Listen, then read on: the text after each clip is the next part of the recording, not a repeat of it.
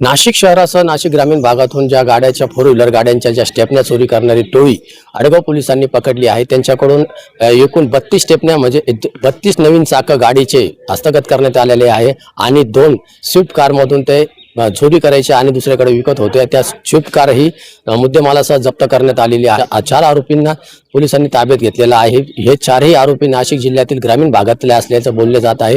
मात्र या प्रकरणाकडे आपण जर बघितलं तर ज्या नवीन गाड्या आहे, महिंद्रामधून निघणाऱ्या कानवई गाड्या ज्या ट्रान्सपोर्ट करण्यासाठी राजस्थान किंवा मग बाहेर राज्यात घेऊन जात असतात, त्या गाड्या रात्री ढाब्यावरती लावल्या जातात आणि त्या चोरी करण्यात आलेल्या स्टेपन्या आपण बघू शकतो दृश्याच्या माध्यमातून कशा हा स्टेपन्या आहे।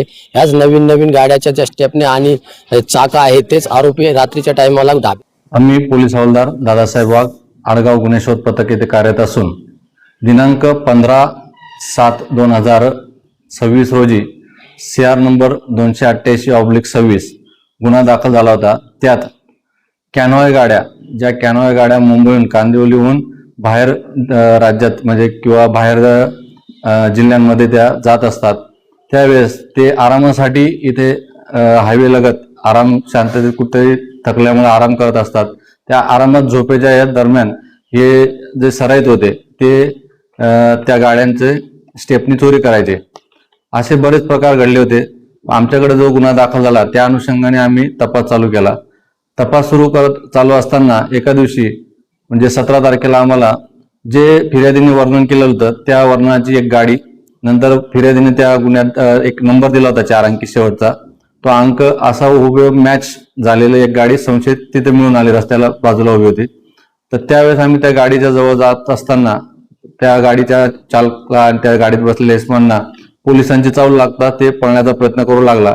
त्यावेळेस गस्ती दरम्यान आमच्या DB मॉलमधले जे अंमलदार होते, मी स्वतः वाघ, तसेच पोलीस हवालदार इम्रान शेख, पोलीस अंमलदार सुमित शिंदे, शक्ती पेंढारकर आणि मोरे, असे सर्व आम्ही एकत्र होतो। त्यावेळेस त्यांना ताब्यात घेतले। ताब्यात घेतल्यानंतर त्यांच्या सोबत अजून एक दुसरी वाहन जे स्विफ्ट डिझायर सेम त्यांच्या बरोबरच काम करण्यासाठी ते पण त्याच कामासाठी आलेले होते, ते त्यांना पण आम्ही ताब्यात घेतलं।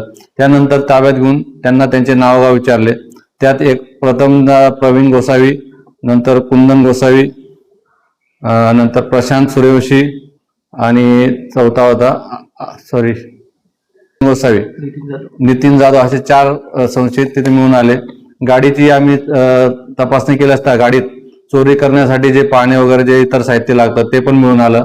त्यानंतर त्यांना आम्ही विश्वासात घेतलं, पोलीस स्टेशनला चौकशीसाठी घेऊन आलो।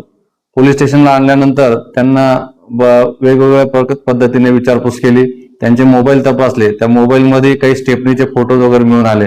त्यावरून आम्ही खात्री केली व त्यांना विश्वासात घेतल्यानंतर त्यांनी त्यांची 15 तारखेची जी स्टेपनी चोरी झाली होती त्या स्टेपनी चोरीचा गुन्हा कबूल केला।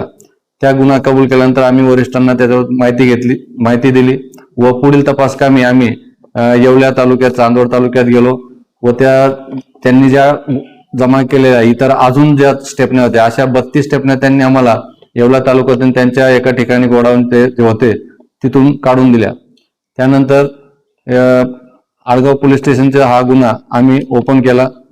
या सदरच्या कामगिरीत माननीय पोलीस आयुक्त संदीप कर्णिक सर, माननीय उपायुक्त मोनिका राऊत मॅडम, माननीय एबल पंचवटी शेखर देशमुख सर व माननीय वपोनी प्रवीण चव्हाण सर यांचे सर्वांचे मार्गदर्शन मिळाले।